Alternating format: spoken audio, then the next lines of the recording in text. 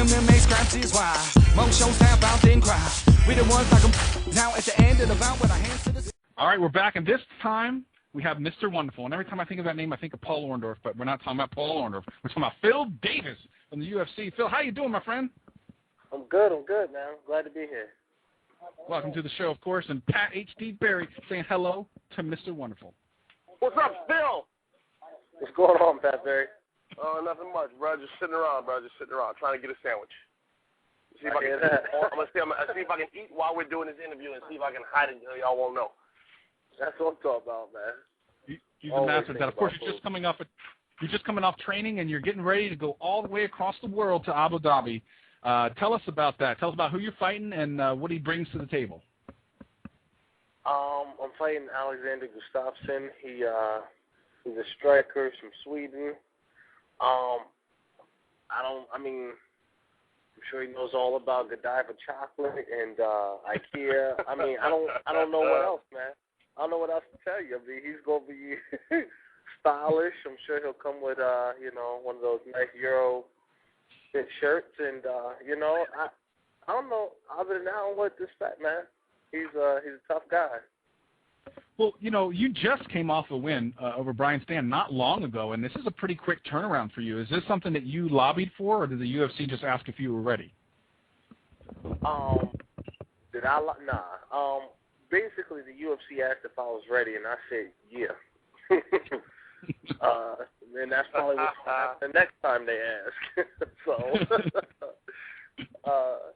It don't matter, whether I fight, right away or wait a couple months and fight again. It don't matter to me. It's all good. I'm in shape. I stay in shape, and I stay healthy. Well, if I'm healthy, I'm ready to get at it. Hey, bro, in 1993, Sugar Free came out with a CD and said, if you stay ready, you ain't got to get ready. Travis, you got to look it up.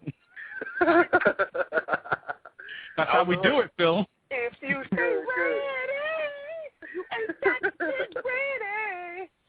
Oh, that's not how we do it. But anyway. I'll send you my autograph later. It's cool. Exactly. I'm going to go download that joint right now on iTunes. Hey, bro, man. Sugar Free, if you stay ready. Sugar Free. Bro, it's Sugar Free, 1993, bro. The dude is a nasty pimp. Hey, bro, Travis, Sugar Free, man. The dude said the line, bro. He said, you broke my heart and I let you succeed. Because to a player, that's an organ that you really don't need. Oh, man. I didn't even know what that meant when I was 13 years old. We're going to have to hook you two up on Twitter, man, because let me tell you something. Phil goes to town on Twitter, man. It seems like it's something that you've really taken a liking to, man. When did you get on Twitter, and what has your experience been so far? Oh, man. My brother was all over Twitter probably about a year and a half now. And man, I don't know about that. It don't seem like it's me, man. It just don't seem right. And I guess around December, whenever I got signed to UFC, I was like, all right, I gotta get on here and promote myself on the internet, get my name out there. And it's funny to me, man. The stuff people say on Twitter, man, it's funny. Like, I'm not even gonna tell you some of the stuff that some of the people I follow say, man. But, come on, bro. Give us your best one. Give us your best one. I heard. Well, I just found out. It's a number of things. Today, I just found out a buddy of mine, War Machine. I heard he's back. Back in jail, which is unfortunate. Yep. But it's like a mix of the news and like current events and like gossip all in one. It was like it is. War Machine in jail. Annie, my baby daddy. What? What? Like DMZ. No, that's not what they said, but he might as well be. You know what I mean? It's just craziness, man. Love Twitter, man. Well, tell us. You're still a young gun here in the UFC. It was your first time through. Tell us about that first time, man. When you got there, from the time you went in the weigh-in to the time you got to the cage, man. Was it everything you thought it would be, or was it less or more? It was. I don't get too into the moment. It was to me. It was more. It was cooler. I got more nervous just going to the hotel. I was like, man, this hotel is nice. I've been to Mandalay before, but I ain't never had a room there. I was always visiting somebody. I had a room. Like, I had a pretty nice room. I was like, man, That's what's up. I got kind of nervous. And then when I got picked up at the airport and they had a little sign that said Phil Davis UFC, I was like, man, like they looking for me. Like, yeah, but isn't that the best? I remember the first time I saw my name on a list, like on the paper, and the guy holding it, I asked him if I could have it. He told me no.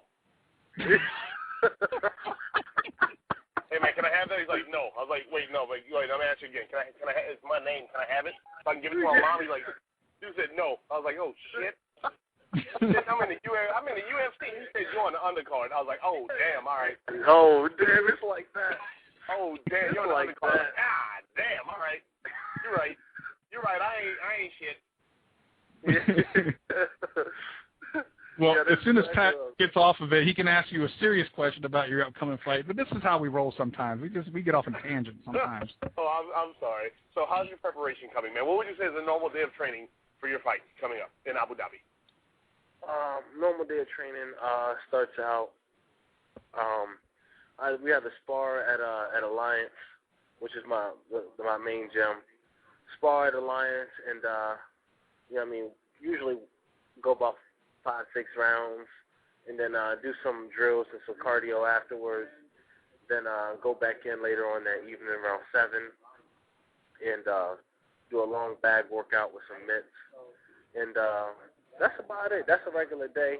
Other days, that's about 3 times a week. And my Tuesday, Thursday looks like grappling, about 10 rounds of grappling with some drills and some situations. That's about it. Okay. Are you watching video on your guy? Like you're studying things on your guys, like coming up with game plans? Or are you just training for Mike Tyson? No, but I am watching Kickboxer 1 and 2. Oh, there you go. Yeah. Do that. You know what I mean? Blood sport. What's up, man? Whatever you do, don't watch Kickboxer 6 with Mark Dukakis. Oh, don't do it, bro. Stop at 5. Don't do it. Stop at 5. Don't watch 6, bro. So speaking of which, man, when I saw your, I think it was your debut in the UFC when you finished the ball off with leg kicks. Yeah. I was very impressed. I was like, man, this man is a beast. I already seen a couple of your fights overseas. I was like, man, this man is a beast. Hey, thank you very much, bro. I mean, there's a lot of people that neglect they neglect low kicks. Like, there's a lot of people that say low kicks suck because they don't finish anybody. But at the same time, what they're watching is they're watching other guys get in the ring who don't throw low kicks the right way, and they might kick somebody in the leg 50, 60, 70,000 times in 3 rounds, and the guy's still standing. That's why people say low kicks suck. But when you get kicked by a real low kick, you have to change your diaper after, bro. Like, it'll really change your life when you get hit with a real one. Thank you. Can I say that a scary, scary thing in the UFC would be a Phil Davis with leg kicks? I don't know what I would think about that. A wrestler with leg kicks? I might be afraid. You need to see Phil Davis in sparring, man. I